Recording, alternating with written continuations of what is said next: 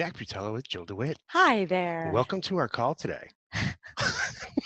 To our Thursday call, where we have fun and learn stuff. I love it. Mostly have fun. Before we get started, let's take a question from one of our Yeah, let's take a question. listeners here, one of Oh, our, good. our Kat, think you hear participants us. here. Oh, good. Let us know if you can hear us okay. Otherwise, it's just like a Just kitchen. us and Kathleen. It's a kitchen table discussion for Jill and I, and entertaining each other. Like, Good. awesome. Thank you. I think Kathleen, I think we not threw you under the bus, but we were having a funny joke on one of the shows the other day, and Jack did as usual. I'm not going to name any names, Kathleen, but but No, we were talking about how thorough should you be when you're reviewing a deal that you're going to make $3,000 on. Exactly. She said you're so right. I'm not sure you should review it for a week, It's all good. All right. So please feel free. If you're new joining us, here's how it works. The Zoom chat there, you can see us kind of chatting is kind of our little funny comments and little things and little side talks. And then the Q&A there, if you have any big question, just pop it in that Q&A and we will answer it. This is our time to be here for you. Yeah, so if you don't have any questions at all, it's going to force Jill and I to talk about our kids. Oh, thank you, Michael. Oh, yeah, there we go. Michael, nice. So Michael asks, let me get these here. Do you ever get a property surveyed and staked? Yeah. When you split it up, you usually do that. When you do a full-blown subdivision, for sure. And in some cases, when somebody requests that happens and it's a higher value property, then yes. But what you don't generally want to do is expect to go out and get it surveyed and staked, and then expect the price to justify doing that, because I don't think you're going to get, in general, you won't get more for property that you're just trying to hawk. All right. I'll tell you, Michael, the few times that anyone's ever asked me to do that, I have said, sure.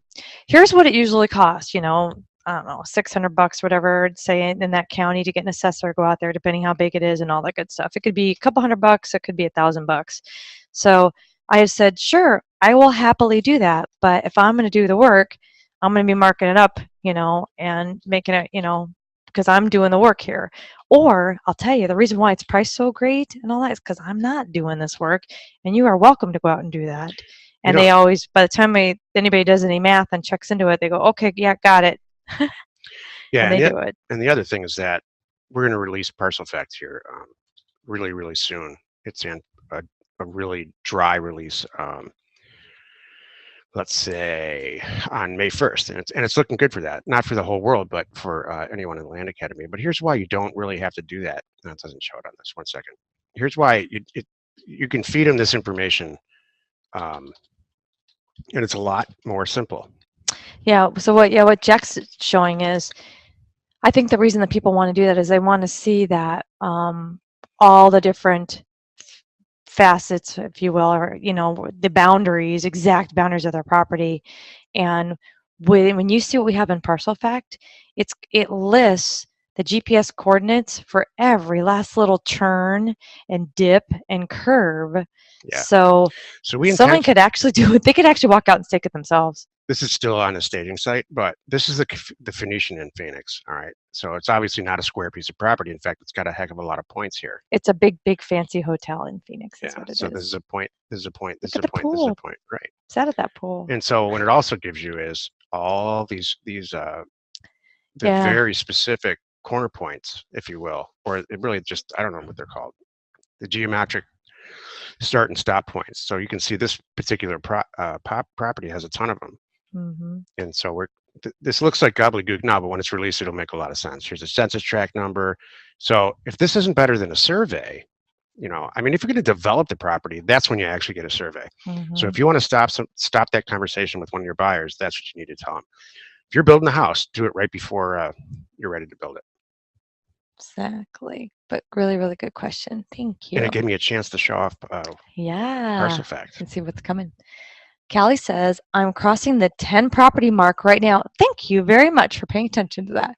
And Jill has a 10 property thing. I do have a 10 You have to thing. tell everybody what your 10 I property thing do. is. All right. So here's what Callie's working on. I tell everybody, don't get an LLC, don't get some business cards, don't worry about this, don't worry about that. Don't tell your wife. You do tell your wife, but don't do a bunch of crazy stuff until you have some properties under your belt, and really stick to your acquisition criteria. Don't start doing terms and a lot of options and things. Let's get 10 easy bought and paid and sold under your belt. Have that money now in your bank account, and then we'll start making some different decisions.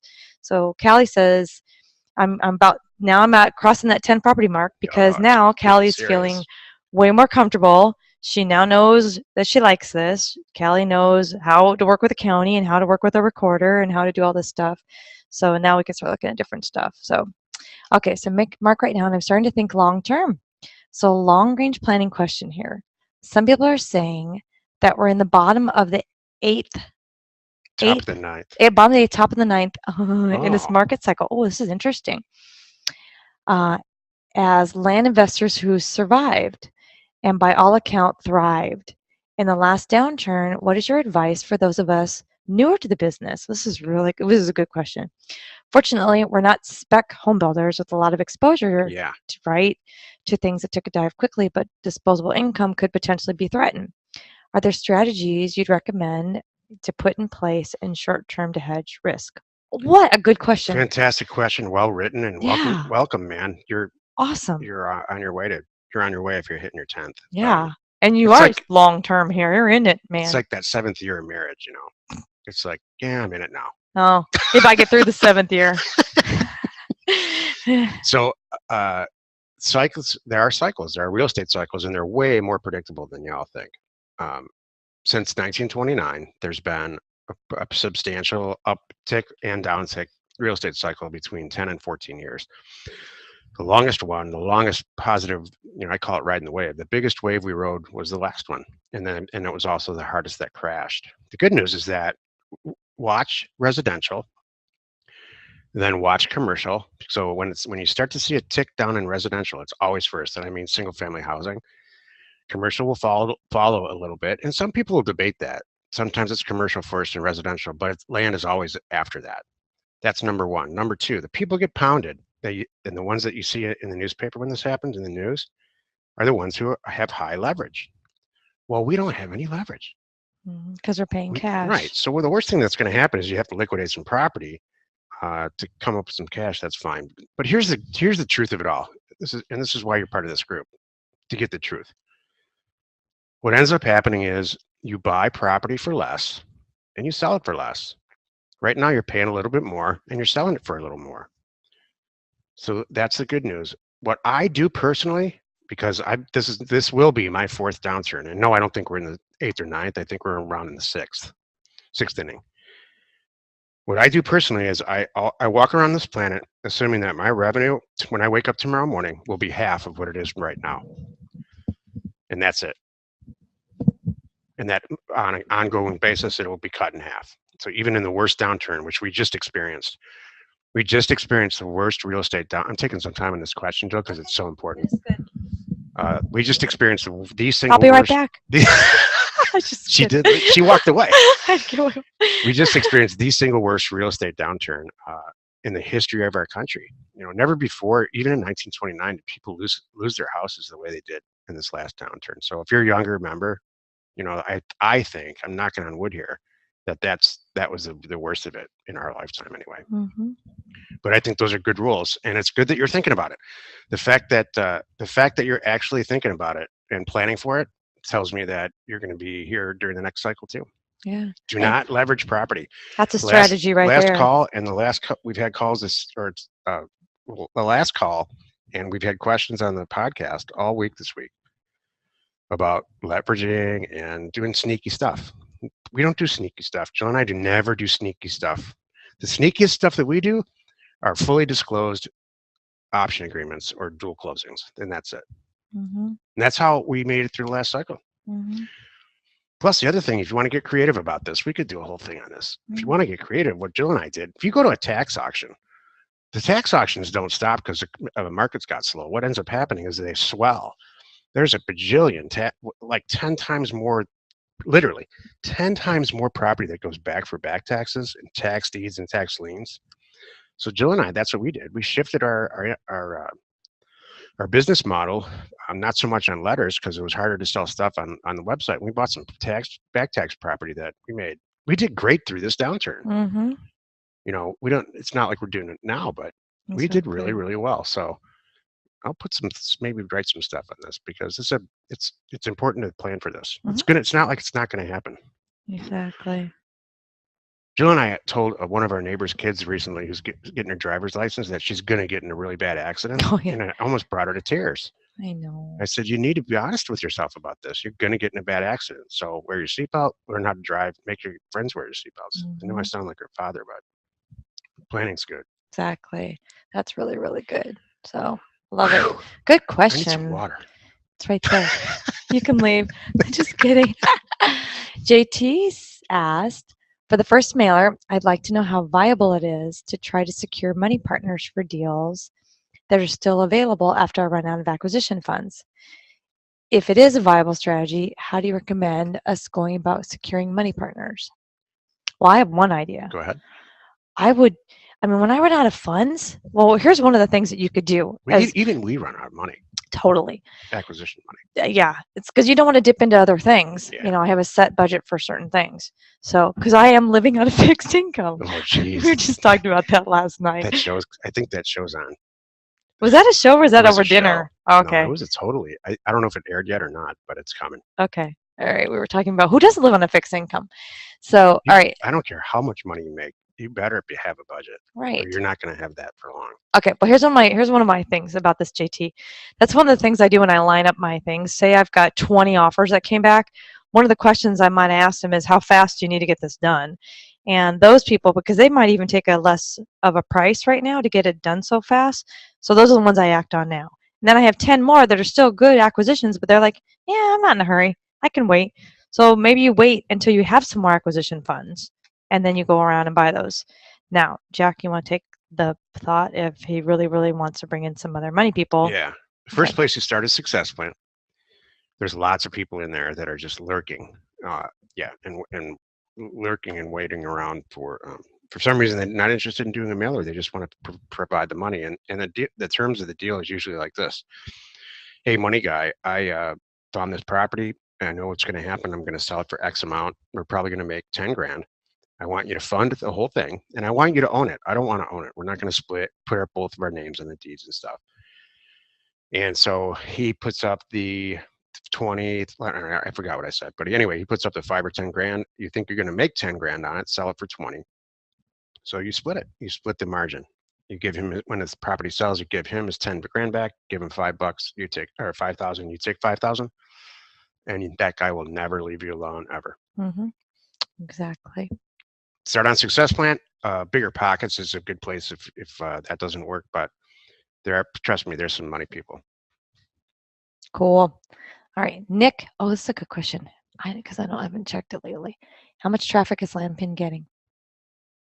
Landpin is getting about 5,000, 5 or 6,000 hits a day, but we have not advertised it in any way yet. And we're about to launch that. There's some technical. We're waiting. Here's what they deal with Landpin, and I'm just as anxious about it as you are.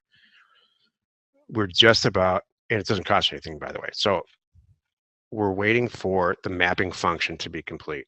And once that's complete, where a buyer can, if you look at the functionality of Landpin and then just spend 15 minutes on it as a buyer, then go to Land and Farm. It's a joke. And then Landwatch too. It's the functionality is already better. But when we rock this thing out and really spend some money on Bigger Pockets banner ads, hey, if you want to sell a property, put a Bigger Pockets banner ad up. You will sell a high dollar property in 25 seconds. So we have a whole marketing plan, and we're ready when the functionality is done, we'll do it. So, but 5,000 or 6,000 people a day is not bad. Just organically. Yeah. You know what's funny? I got to admit, Jack and I are here right now today with all of you because you organically found us. Yeah. We don't spend any money on advertising. Every time. We will. Not for Land Academy ever, but for all the other sites, like Parcel Fact and stuff. Yeah, as far as marketing and stuff like that, it's pretty much our podcast and word of mouth, and here's who we are. and it's worked out great. Yep. It's about to change, though. We're going to really make it big. All right, Jean asks, hey, Jean, how much merit do you find in writing letters to the owners of neighboring properties? Oh, yes, neighboring to the ones that you purchased. And do you have any advice for the content or approach with these letters? It's an incredible way to sell large acreage property, especially if in a ranching area like New Mexico or Texas or stuff like that. Plus, people who they really appreciate just like being in the loop. What do I say? I say, "Hey neighbor, this is a courtesy because I have respect for you," and phrase it however you want. I'm letting you know that I purchased the property from Old McDonald a couple months ago, and I'm in the business of buy and sell property. And before I put it on the market, I'd really just like to offer it to you at a pretty steep discount because I know there's nobody on this planet that knows more about this property than you do. So please let me know, and maybe you can work out a terms situation. Mm-hmm. I love terms deals for adjacent property owners because they pay them off. Mm-hmm. You can take it to the bank. Yeah. Hey, Claire asked, found a subdivision with about 1,400 lots, but it's primarily split between 3 owners. Any special way to approach them? You want to buy the whole subdivision, Claire? Claire, who didn't know if this would work a year ago. This is awesome. She's so good. Look at her. She's like. So I wonder if they're land mogul. Well, I'm sure Claire did her homework because I know you can research a lot of this stuff. I wonder if do a hostile if they are related or something. What if it's like family members or siblings that you can get them all together? So one thing I would do is try to make it fair and equitable, because you don't want to tick off one of them and have one of them go, well, then I'm not selling, or something like that. Maybe you want to pit them against each other. Well, yeah, but I mean, you want to get all the properties. Maybe you want to be a double agent, a triple agent in this case. You know what I would probably do? Play both sides. Tell me if I'm wrong, but I would think that maybe send out when you send out an offer to each of those owners, let the other one know you're approaching all 3 of them, and we'd love to make this all work. Yeah, what's your goal, Claire? You want them Yeah. all? You want them all in a release? I think that's awesome. So depends on what you want. I would be careful about buying all 1,400 lots. Maybe just if one guy wanted to sell 1/3 of them, and then you could really test it. I don't know. Or maybe one guy sells them to you and you sell them to the other guys. No, I don't want to buy all 14. Oh, okay, I got it. I don't want to buy all 14. Okay, got it.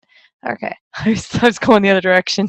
Yeah, and I think that's a good idea. It's going to say Claire Acres. I would send 3 offers out, maybe even skip trace and finally get their phone number. You can do it lots of different ways on the internet. And a deal like that, I would get their phone number, their cell phone number, and I would call them and say, I would love to buy a property for $100 a lot. And 2 of them are going to laugh, and one of them might say, I'm listening. Love it.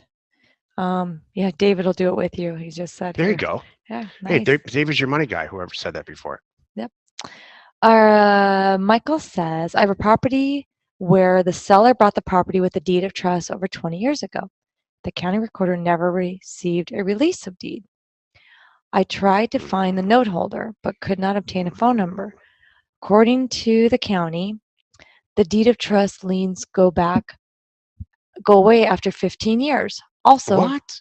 Only a mortgage company, attorney, or title company, or the lender can release the deed. Wow. Can I only buy the property with the title company? Yeah.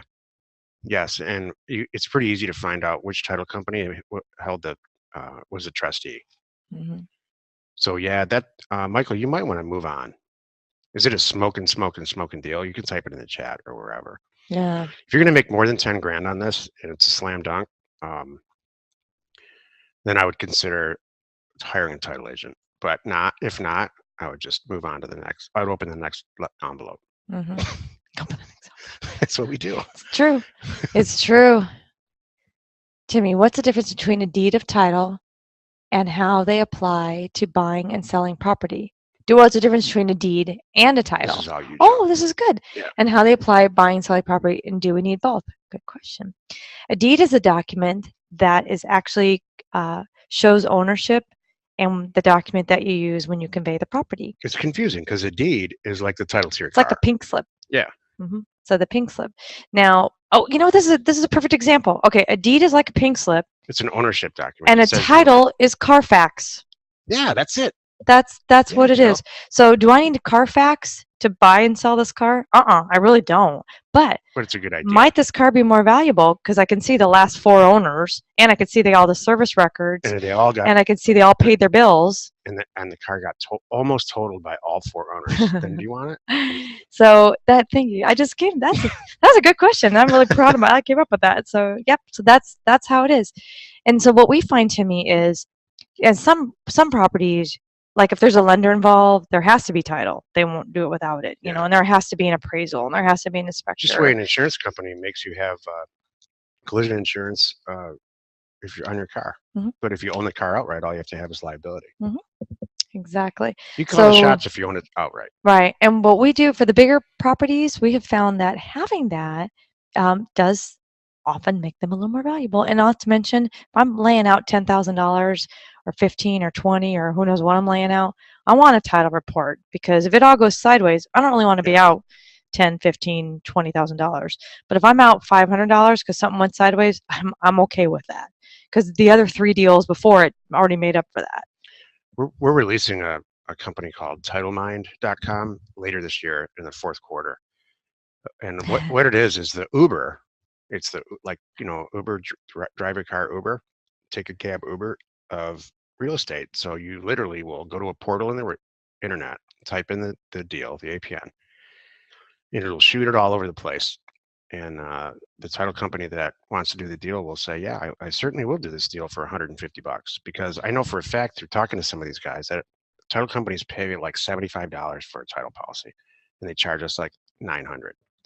So we're going to pass that savings all the way through.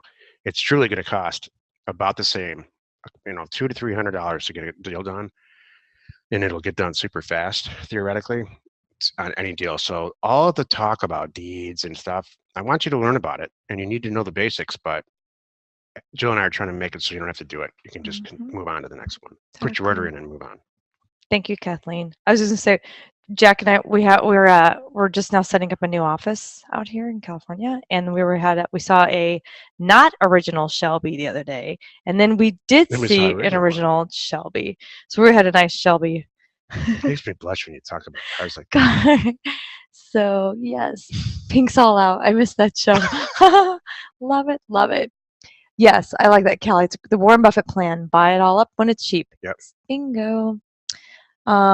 Tomas asked, does Jack get ideas from other CRMs when building his own? I use Realtor in Florida. What does it say? REIFax. Oh, REIFax in Florida. It has some good features and may be a help thank you. to you guys. Has Thank tons you of very videos much. on YouTube. Yay, thank you. Love that. Okay, good. That's great to know. Thank you. Good tip. Hey, Albert. Albert says, 2 questions, if I may. 1, I have bought and sold more than 10 properties now. Yeah. That was fast. Gee. My question is, what should I do differently now? Number 2, sold a property I didn't own, meaning I collected the money. Oh, this is okay. Oh, I see. No, this is good. Now, because now you're comfortable with this and you feel you got it. You can do this. So I sold the property. Yeah, I collected the money from the buyer, the property. gave the deposit to the seller who I'm buying it from, and how should I do the paperwork? Can I have my seller write the deed to my buyer? If so, how does that work I with would taxes? not do that.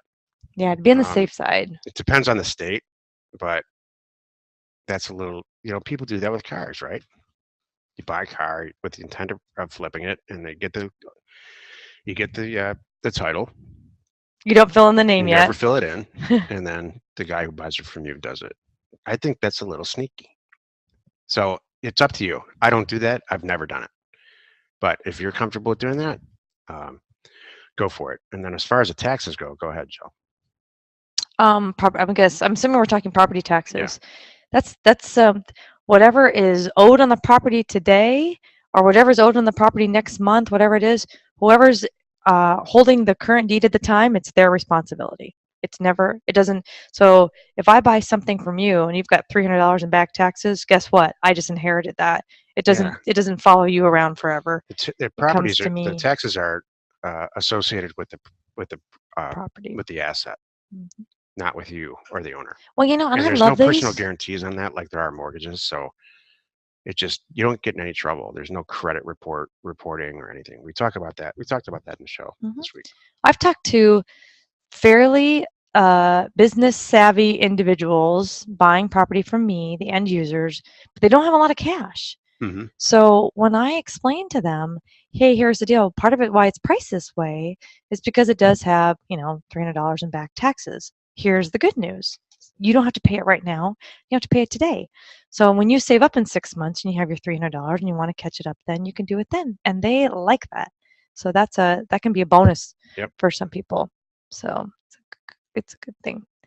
All right. JT asks, when downloading data for a mailer that includes, I can't read that, I'm sorry. When downloading data for a mailer that includes large differentials in acreage, such as 3 to 10 acres, how do you scrub it so that you offer the correct amount for each property? Do you need to download the data on 1 acre increments? I'm having trouble with the data not including the actual acreage size when I download it. So yeah, sometimes counties they're not real clear, or they don't have an algorithm, or however they calculate it, a perimeter calculation of the data is not filled in, and so you have a lot of choices there. You got to get creative. You can say a few things. I'm happy to pay $1,000 for your property and see what comes back. There's a lot of things you can do, but as far as pricing 3 to 10 acres, you just multiply, 3 times 1,200 or whatever. At the end of a mailer that I do, I look at the pricing and I test it for reasons. So I will literally go through 1,500 lines in a spreadsheet and say, does 3 acres for $300 seem right? No, it's way too low.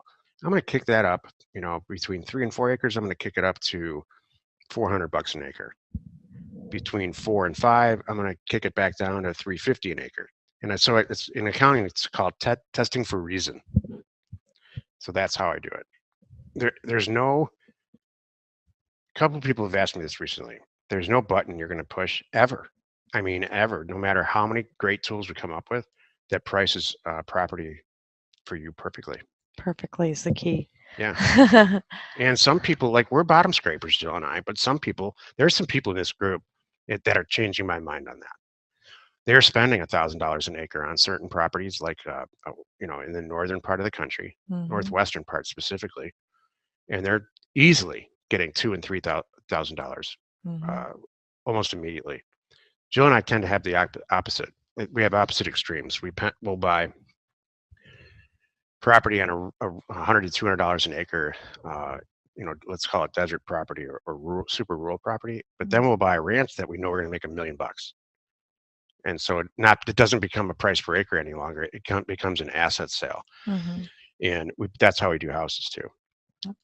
Perfect. But again, I get proven wrong on this stuff every single day.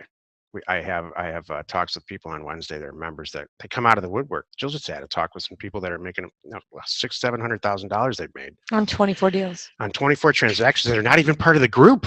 Yeah, but I think they are. They weren't then. They weren't then. They were testing this. They were testing this theory. They needed to make $500,000 to decide to join. Exactly, to say, yeah, okay, now we want to do it. Now we really want to do it.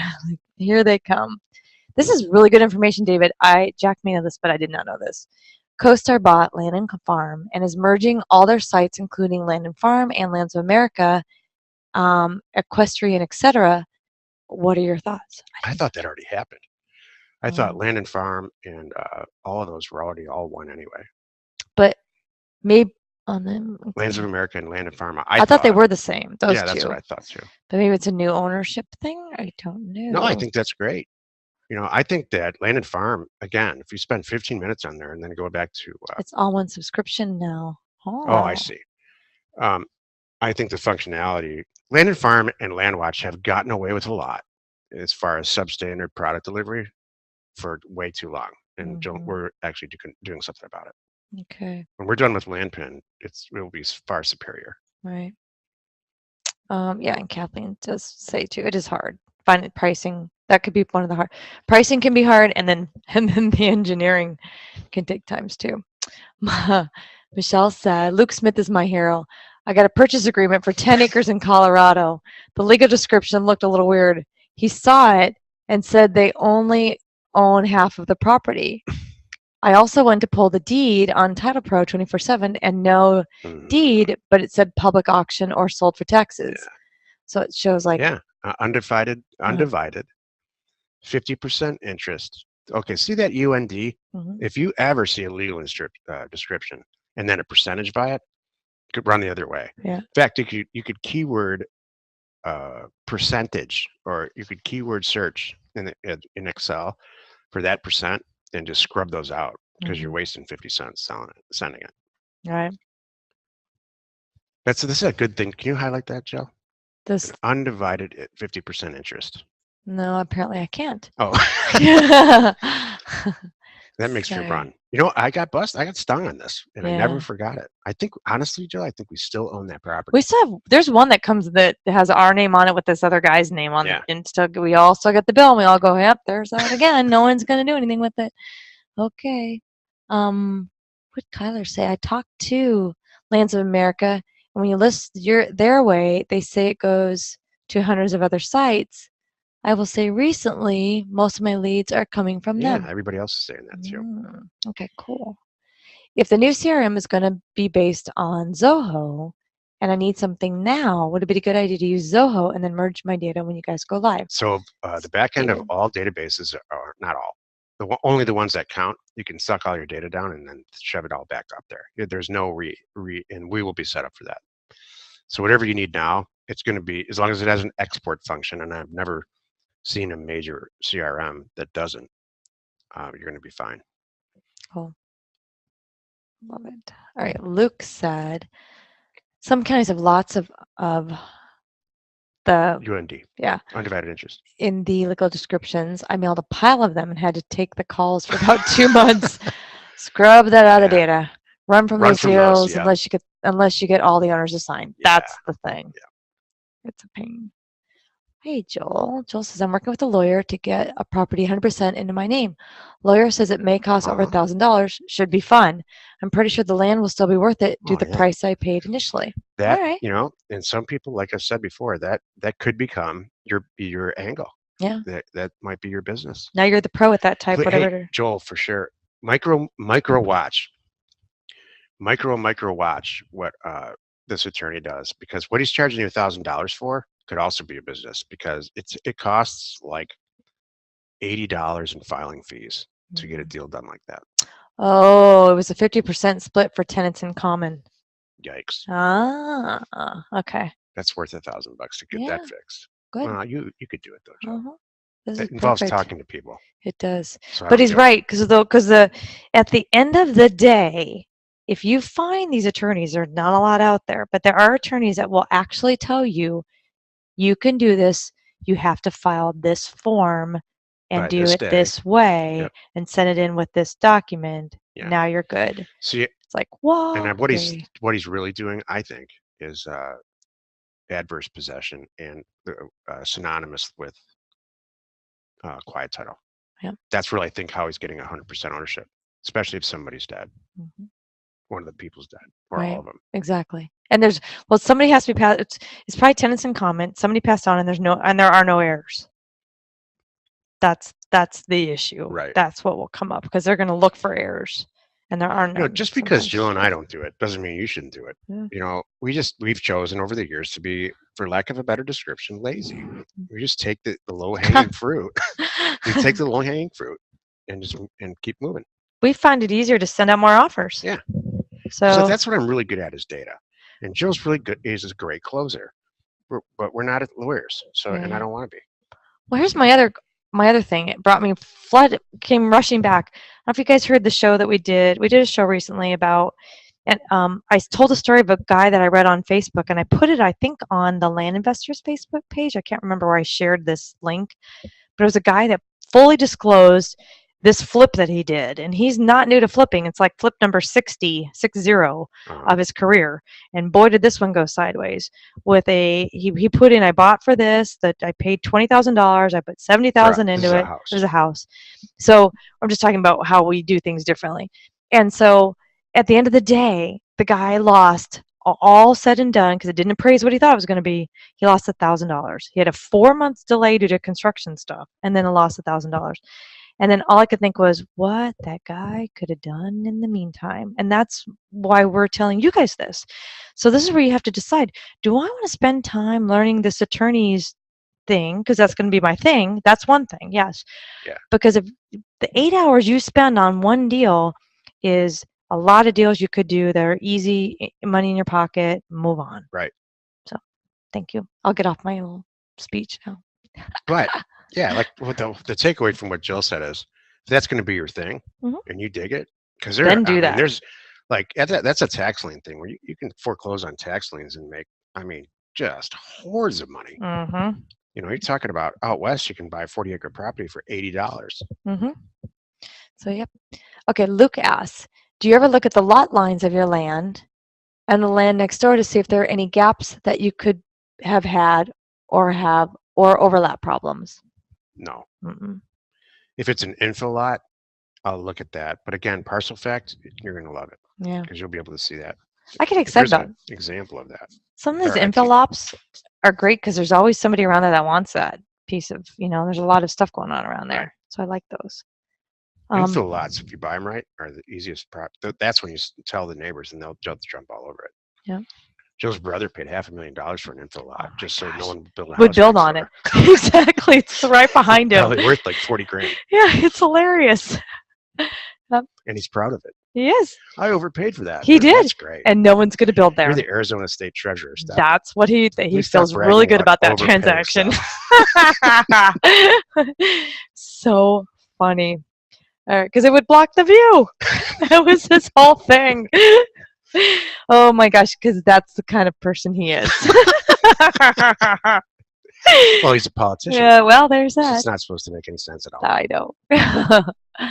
Okay, but Joel says, but the prior deed should 100% owned. Oh, lawyer said prior owner may have to pay since the contract is incorrect. Yep. Yeah, someone may be refunding your money at that point. If they couldn't properly, convey the property and title it, then yeah, I think that's correct.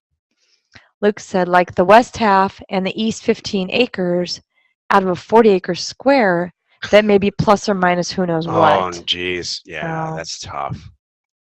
That's a tough deal. All right.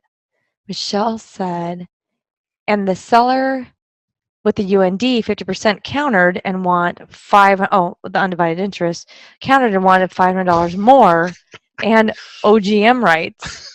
Oh my gosh. He can kick those minerals all day long as he is sucking on the oil. I'm going to quote you on that. That's really good. Okay. Here's your mineral rights. Knock yourself out. Exactly. I love it. Oh my God. That's great. Jack, what is the best was from David too? What is the best? Excuse me, he says Jack. This is a question for me, It Joe. is. I'm reading it to you. No, you thought I was saying, hey, Jack, pay attention? I'm just saying. He's specifically asking me a question. He is. Oh. You can take excuse me. I'm sorry. So I will just sit over here. So, Jack, this is for you. Okay, thank you. What is the best way to buy tax liens that are ready to foreclose on? I don't want to carry them long. Oh, I could spend. This is one of my favorite things. This is like talking about Christmas morning. So here's the rules. I'm going to use Arizona as an example. Every state's different.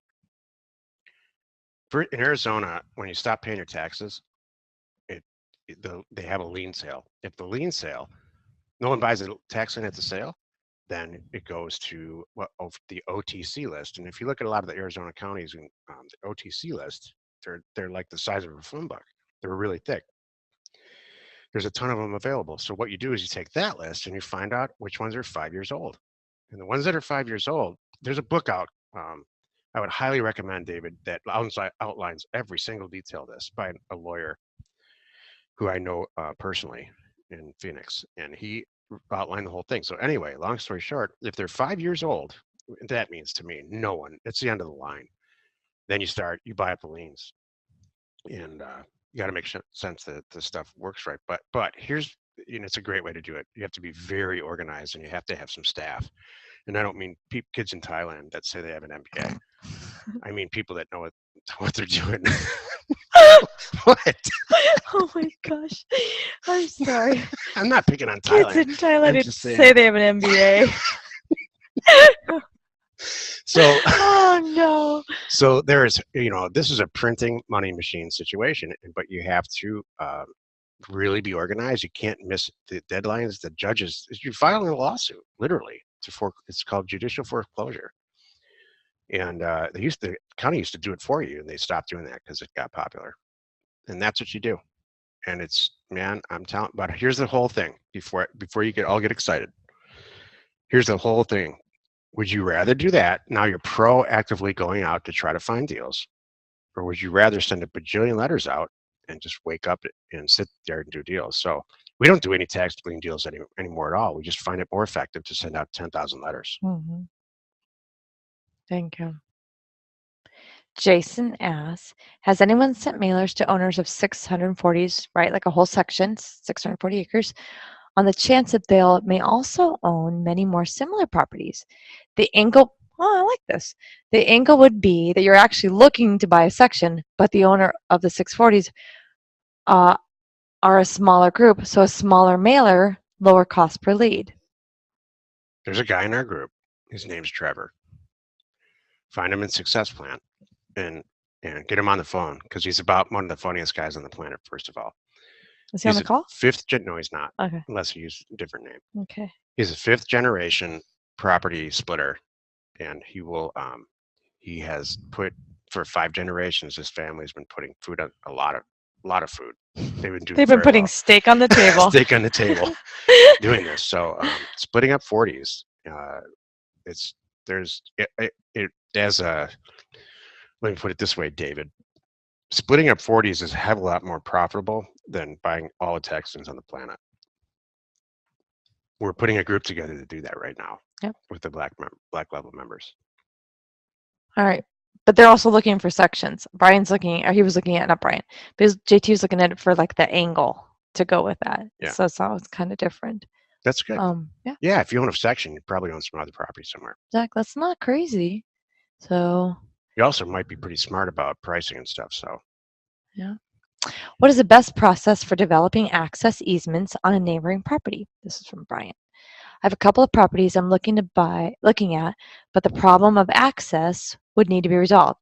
Jack has said that a person can't be denied reasonable access to their own property, but I spoke to someone at the county and they thought an arrangement needed to be made with the other property owner and that it should be recorded, but they really weren't certain in California. Okay. That person's right, whoever gave you that advice.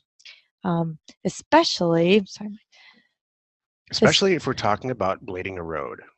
I'm not going to do it myself, but I want to be able to tell prospective buyers that this won't be an issue, and what they will need to do. So here's the thing: the easiest and best way to get access. I think Luke's done this a few times.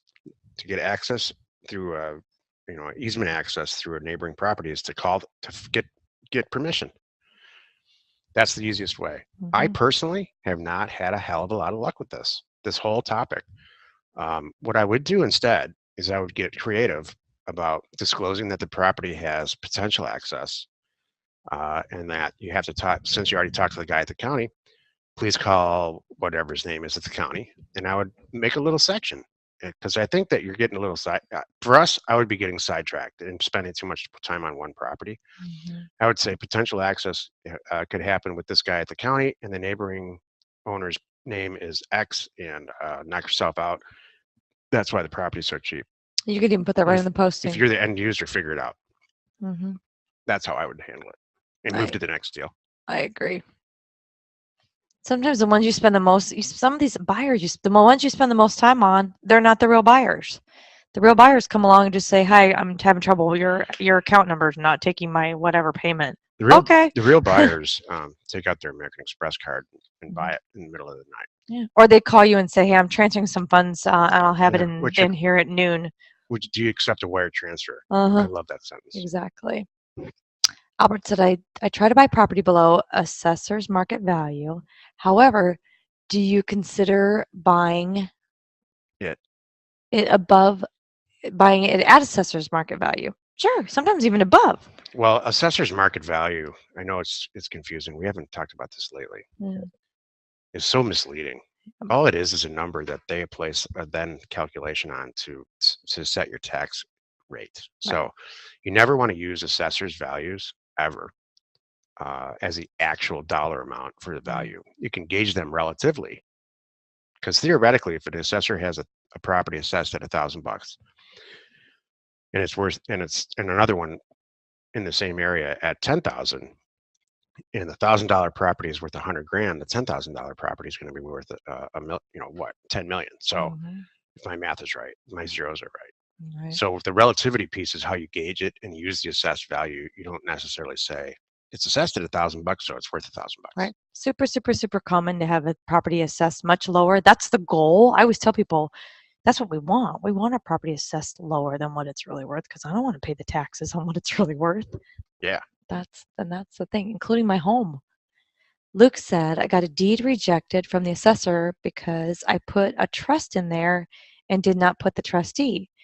Did that in other counties, no problem. Yeah. This county says the trust is not an entity and What? needs the trustee or trustees in there. FY to everyone. Put the trustees in there. You're next to your trust. I haven't had. I That copy. sounds I like still. a rogue recorder. I know. to I would me. still copy verbatim. I don't do that too. No, it's whatever family trust, and then below the trustee name signing for Yeah. the Jack 1983 Smith Family comma, Trust. trustee. Exactly, Joe. So I have not had that. What is If I didn't talk over Jill, you could listen to what she says. You're so silly. This is a me question, Michelle, and I don't know, have you played with it? I mean, I'm sure we can all Google and YouTube this about this TIFF view, because in 24/7 to get some of the deeds, I just do the PDF view. So I don't. You know what? I know what you're talking about, Michelle, and I choose the other view, and I do just fine. Like in the video that I made, I hope everybody. So the video I put out last Friday. It was Friday. I put a video out, how to find deeds in Title Pro 24/7, just because of this call that we had last Thursday. I had some really good questions about finding the vesting deeds, so I sat down and made a quick little video. So I got a lot of views. So hope everybody here saw that, because it's really good. And I'm gonna soon here. I have a couple projects that I'm working on always, but one of my overall things is to start making more of those videos and putting them out for everybody, solving little problems like that. Now, I don't know if I'll solve this TIFF view, but at least I'll make sure you can see your stuff. A TIFF is a type of file. It's pretty antiquated, but like a JPEG or a PDF. View, we know that. Well, we do the JPEG, is what I do. So yeah. I think it's layered or something. Jack, not Jill. Oh, thanks, JT. Somebody's got to ask Jill a question. I'm going to pay for this personally. So someone needs to say, Jill, ask a couple of times now. I'll just be the professional clicker here. It's fine. I'll ask the question and I'll click.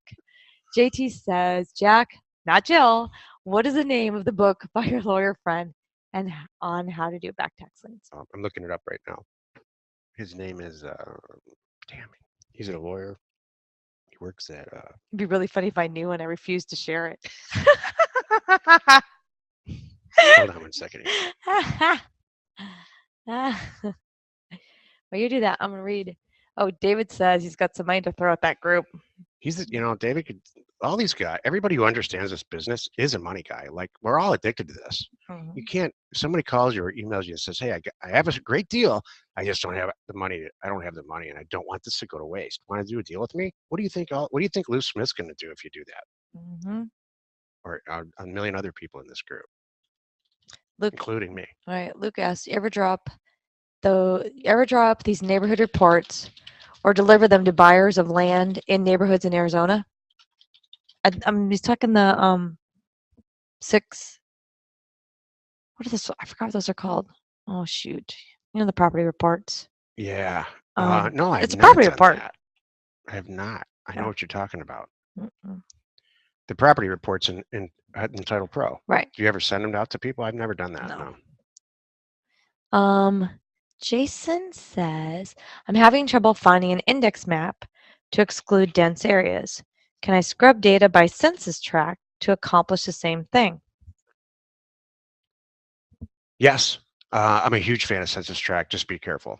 As long as you are doing something along the. I had a call with a person, a very intelligent member yesterday, and here's what I said to him because he was getting creative about how to price stuff creatively, how to price things. I call it spatially, like geospatially, where you're looking at a map and you're saying, "Oh, the northeast corner over here is seems to be cheaper, and the one in the urban area seems to be more expensive." If you are doing anything like that, census tract, zip code, subdivision name, my favorite's APN scheme, anything like that, you're going to be light years ahead of just saying, I'm offering $500 an acre for the whole county. Thank you. Luke asks, my branch manager at, shoot, I'm sorry, my eyes here, are at the local bank's last day is tomorrow. He is quitting his job to start land dealing. What? Wow. He asked me if he could come work for free and learn the business. Not sure what to say. Yay. Okay, wait. What's it? I can't read that right there. Yay. Great. Go do some deals. At the same time, I'm thinking this guy knows too much about my business. He's super nice, and I'm sure he signs up here soon. Good. Wow. I'm sure he gets into too many deals and needs help and both make money still. What would you say? I would. If, I need to move this. Thank you. if you like the guy and you get along with him. I mean, I've never been able to do any business with people I don't like. It just gets old really fast. So, but my motto. I mean, Jill and I had a long debate about this. Like, before we started Land Academy, should we let people in?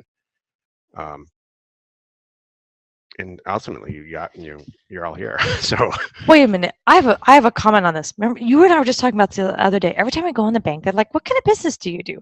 I thought it was part of the bank, customer service. Like, ask them about this and try to upsell them towards that. yeah. Maybe the reason they're asking about our business because they see our bank account and they want to get in. That could be it. I never thought about that. They I ask think a lot of more. questions. I'm like, I'm just going to make something up. What do you do?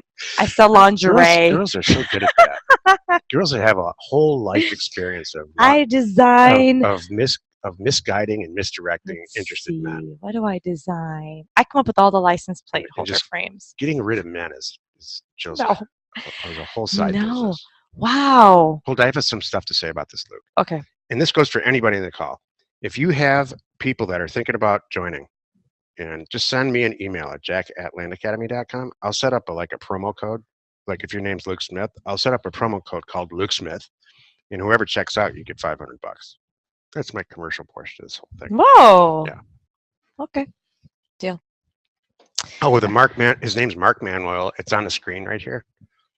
Arizona Property Tax Liens Guide to Profit and Protection and Prosecution, and it's worth the $400. Okay. David says, I have a deal that the seller says he has probated. The clerk says verbally that the son can legally convey the property, but does not have documentation she can send me. The seller says he has a copy of the original. Solid enough or good enough? Here's my answer to that. If the person who's conveying the document is the person that is on the vesting deed, and it all feels good, then yes. Mm-hmm. The probated thing doesn't concern me at all, not one bit. In fact, if it was probated properly, there would be a deed involved in that probated process where it would be conveyed from the dead guy to the person who's going to deed it over to you, even if that person is like an entity or an agent or something like that. Usually, if you call the attorney who did the probate, so there's a lawyer that did the probate, they'll tell you. Mm-hmm. We have to hurry because we don't have a time thing. And I have something funny I want to say about Kathleen's thing that happened to me today. So in the county, he said, okay, good. All right. In the county, I'm in right now, Title Pro does not offer documents. The county's rocking the 80s and loves fax and snail mail. Yep. Maybe you're too slow. Exactly. Oh, shoot. I find and download the deeds in RealQuest. Can I find, so generally, these tough counties are tough for RealQuest and tough for Title Pro and tough for Parcel Fact, by the way.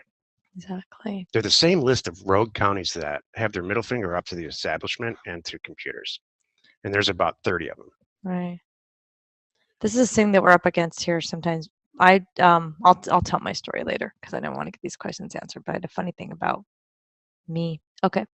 Luke says the laws say that if I don't offer the neighborhood report, or the property report prior to the person buying the land in a neighborhood in Arizona, the buyer has 3 years to Yeah. rescind the deal. Yep. This is all true This is stuff. true. The report has info about the land and the Yep. access and the storm water. That's true. And from subdivision, it'll say things like when the nearest hospital is, Yep. when things are going to be built. How long it takes and a fire truck to get to the lot. Exactly. So I thought that was if you had 6 or more. That exempts you from filing. If it's in a Oh, subdivision proper, this is beyond the okay, it's scope a of this. different one. Okay. The law also says that you have to drive 35 miles an hour in certain places, This it does.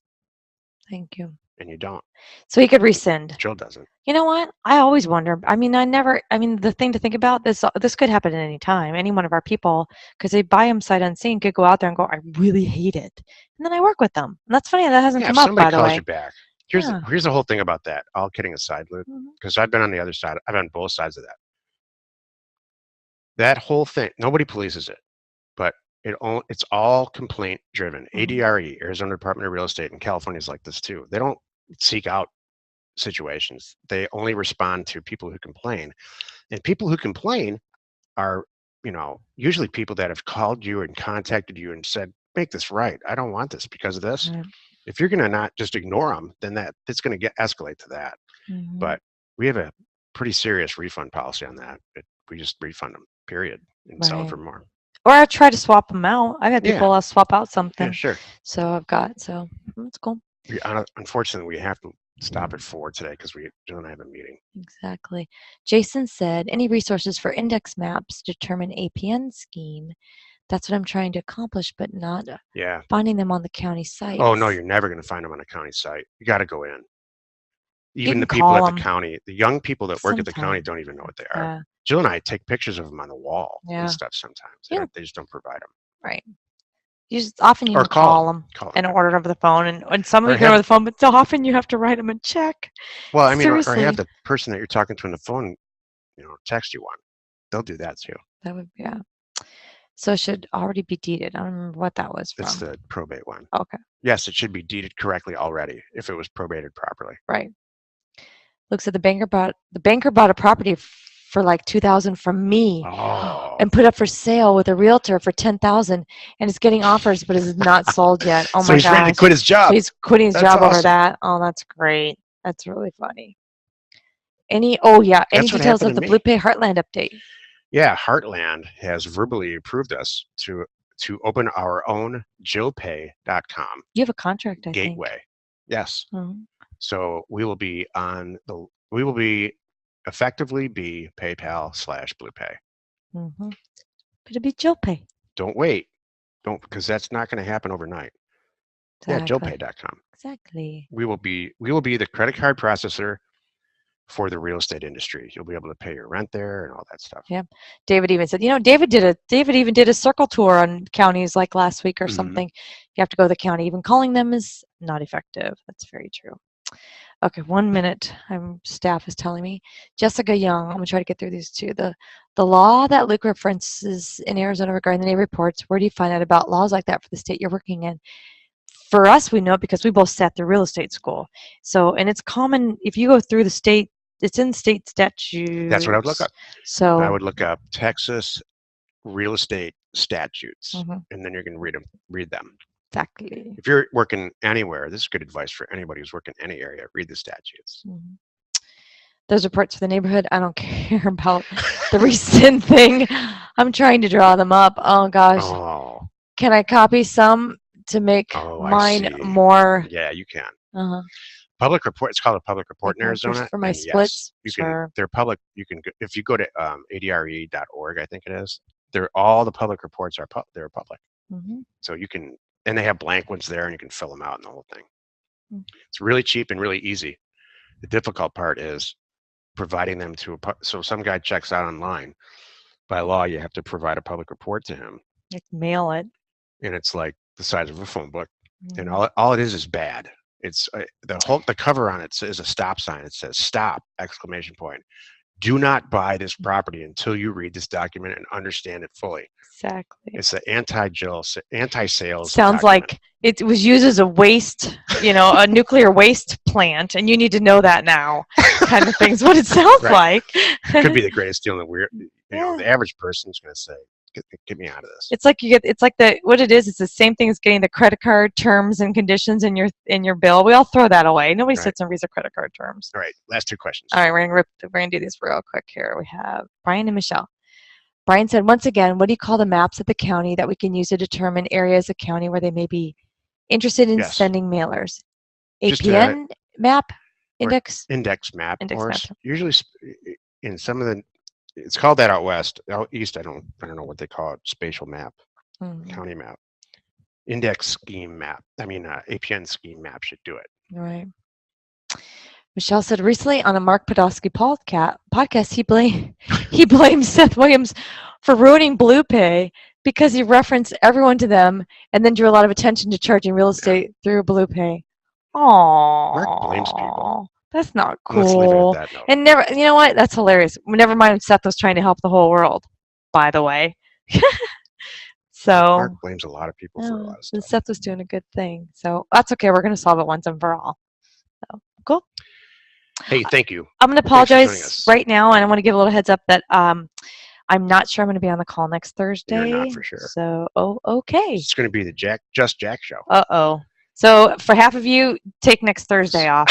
And, yeah, if you want to learn a bunch of stuff and be bored, please be on the call. If you want to have fun, 2 weeks from now is good for you. You have double the attendance now. I'm real ticked off. All Anyone? right. Bueller. That's what it'll be like. Right. Like the time I was in New York. No, I might do something like, I might bring Seth in or something. We'll see. Oh, that's a good idea. Thanks, everyone. Same time next week. Have a good week. Bye. Happy acquisitions.